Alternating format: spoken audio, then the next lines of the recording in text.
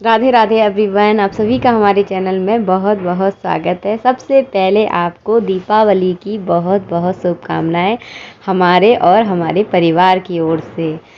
पूजा करने के बाद सामग्री का क्या करें? दीपावली की पूजा जो हम करते हैं उस सामग्री का हमें क्या करना चाहिए, कब उस सामग्री को हमें हटाना चाहिए, तो इस वीडियो में मैं आप सबके साथ यही बताऊंगी कि हम उस सामग्री का क्या करें।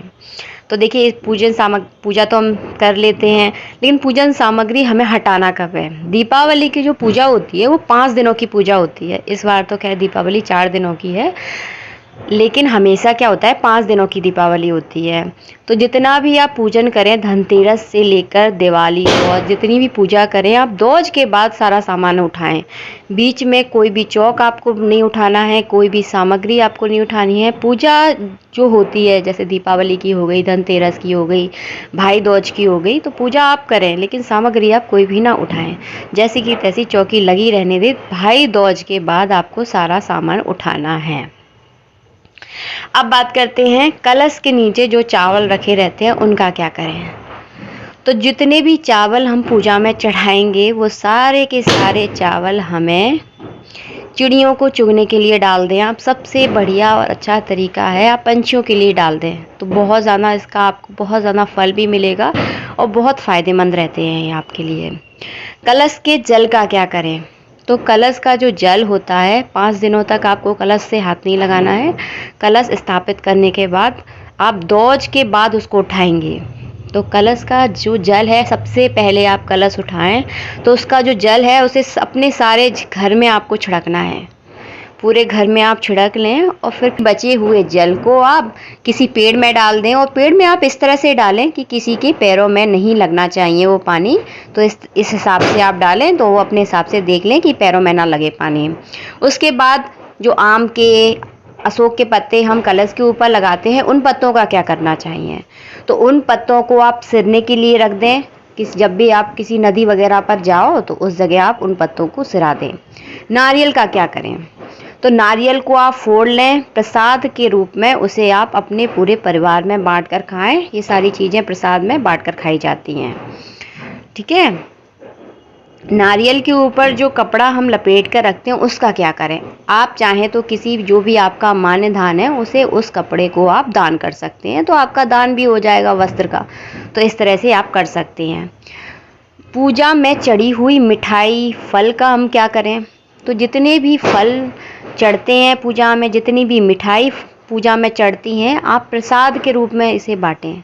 तो हो सके प्रसाद, जितना हो सके ना आप प्रसाद बांटें ज़रूर, क्योंकि जो लोगों को खिलाने का जो पुण्य है ना वो बहुत ज़्यादा मिलता है। सारी पूजा पाठ एक तरफ, और लोगों को कुछ भी आप खिलाते हो ना प्रसाद के रूप में, भोजन करवाते हो या वैसे भी कुछ खिलाते हो ना, तो उसका जो पुण्य है ना वो बहुत दुगना तिगना फल मिलता है। इसलिए जब भी कभी आपको मौका मिले ना किसी को भोजन करवाने का ना, तो वो भोजन करवाने का मौका बिल्कुल भी ना छोड़ें। भले ही आप कैसा भी भोजन, मतलब आपके यहाँ जो भी रूखा सूखा बने, लोगों को आप भोजन ज़रूर कराएं, उसका पुण्य बहुत ज़्यादा होता है। तो चलिए इन बातों को छोड़ते हैं, बाकी सामग्री का आपको क्या करना है। दीपावली पर जो दीपक जलाए जाते हैं, तो उन दीपकों का क्या करें? उन दीपक को आपको अपने घर में साल भर तक रखना है, फेंकना नहीं है। तो इन दीपकों को अपने साल भर तक आप रखें, और कभी छोटी मोटी ज़रूरत पड़ती ही रहती है दीपक की तो हमें अपने घर में। तो दीपक को आपको फेंकना नहीं है। जितने भी दीपक आपने जलाए हैं, 51 जलाए हैं, 100 जलाए हैं, अपने घर में उनको संभाल कर रखें। इनसे हमारे घर में बरकत होती है, तो इनको आपको फेंकना नहीं है। इस चीज़ का आप ध्यान रखेंगे। कौड़ी का हम क्या करें? तो कौड़ी जो होती हैं वो आप अपने पूजा में जो चढ़ाई हैं उन्हें आप अपनी तिजोरी में रख लें। नाग केसर का और शहद का तो मैंने आपको बता ही दिया था अपनी पूजन विधि में, कि उसे पीतल की डिब्बी में बंद करके अपनी तिजोरी में रखना है, जिससे आपके घर में बहुत ज़्यादा बरकत होगी। में चढ़ाए हुए जनेऊ का हम क्या करें? गणेश जी पर पूजा पे जो जनेऊ चढ़ाया जाता है, कलश पे जो जनेऊ चढ़ाया जाता है, उसका हम क्या करें? तो जनेऊ अगर आप पहनते हैं तो आप पहन लीजिए, अगर आपके यहाँ कोई और पहनता है तो उसको दे दीजिए। अगर आप में से कोई भी नहीं पहनता तो किसी भी जो पहनते हो आप उनको दे दें प्रसाद के रूप में, तो जनेऊ को पूजा में जो जनेऊ चढ़ाए जाते हैं उन्हें आप पहने, बहुत ज़्यादा शुभ माने जाते हैं और एक भगवान का प्रसाद होता है। फूल और माला का आपको क्या करना है, तो फूल जितने भी आपने पूजा में चढ़ाए हैं, जितने भी आपने माला चढ़ाई हैं, सारी आप दौज के बाद, पहले नहीं विसर्जन करना है, दौज के बाद आप जाकर किसी भी नदी में विसर्जन कर दें। पूजा के दूसरे दिन आप फूल माला ज़रूर उतार दें, क्योंकि बासे फूल नहीं रखे जाते भगवान के पास।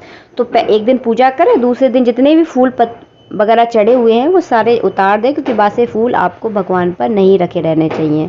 तो इस चीज़ का ज़रूर ध्यान रखें। ये मत बोले कि मैंने बोला था कि दौज तक पूजा नहीं उठानी है तो आप फूल भी दौज तक ही रखे रहने दें, ऐसा नहीं करना है। तो फूल को आप हाल की हाल दूसरे दिन उठा लें, मतलब ये है। पंचामृत का क्या किया जाता है, तो पंचामृत को जो भगवान को स्नान के लिए किया जाता है वो जो भी स्नान का जो भी पंचामृत है वो पूरे पंचामृत में आप मिला लें और उस पंचामृत को आप प्रसाद के रूप में अपने पूरे परिवार को बांटें। और पहले ही बता चुकी हूँ, प्रसाद आप जितना बांटोगे उतना ही दुगना तिगना फल आपको अपने जीवन में मिलेगा, क्योंकि खिलाने का बहुत ज़्यादा महत्व होता है।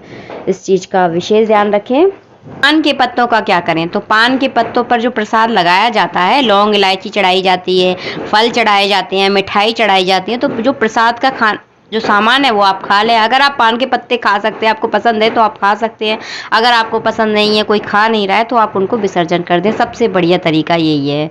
माता रानी पर जो सुहाग का सामान चढ़ाया जाता है, लक्ष्मी जी पर जो सुहाग का सामान चढ़ाया जाता है, उसका क्या करें, तो जितना भी लक्ष्मी जी पर सुहाग का सामान चढ़ाया जाता है उसे घर की लक्ष्मी को ही पहनना है। तो इस चीज़ का आप ध्यान रखें, उसे दान नहीं करना है, उसे घर की लक्ष्मी को ही पहनना है। तो आप उस तरह का श्रृंगार चढ़ाएं जो आप स्वयं पहनती हों। तो इस चीज़ का आपको ध्यान बहुत ज़्यादा रखना है। तिजोरी में रखने वाला सारा सामान तो मैंने आपको बता ही दिया है। हवन सामग्री का क्या करें, तो हवन जितना भी आप दिवाली के दिन आप करते हैं तो वो सारी हवन सामग्री आपको हवन कुंड में से निकाल लें और सब कुछ सब पूरा का पूरा विसर्जन ज़रूर कर दें। ये सारा ध्यान रखना है आपको। ये करें। धनिया का क्या करें, जो पूजा में हम धनिया चढ़ाते हैं दीपावली पर, तो वो थोड़ा सा धनिया, पूरा धनिया नहीं, थोड़ा सा धनिया ले लें, जैसे थोड़े से 21 दाने ले लें धनिया के, और लाल कपड़े में बांधकर अपनी तिजोरी में रखते हैं। और जितना भी जो पूजा में तो देखिए हम ज़्यादा चढ़ा देते हैं, कटोरी भर चढ़ा देते हैं, तो जितना भी बाकी बचा हुआ है वो अपने घर के यूज़ में ले लें। आप 21 दाने रखें। अब ऐसी सारी चीज़ें रखेंगे तो तिजोरी इन्हीं सारी चीज़ों से भर जाएगी और पैसे रखने की इसमें जगह ही नहीं रहेगी।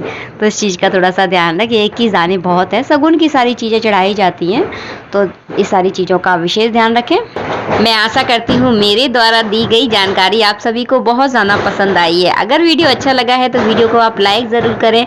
चैनल पर पहली बार आए हैं तो चैनल को सब्सक्राइब करना बिल्कुल भी ना भूलें। मिलती हूँ आप सबसे नेक्स्ट वीडियो में, जब तक के लिए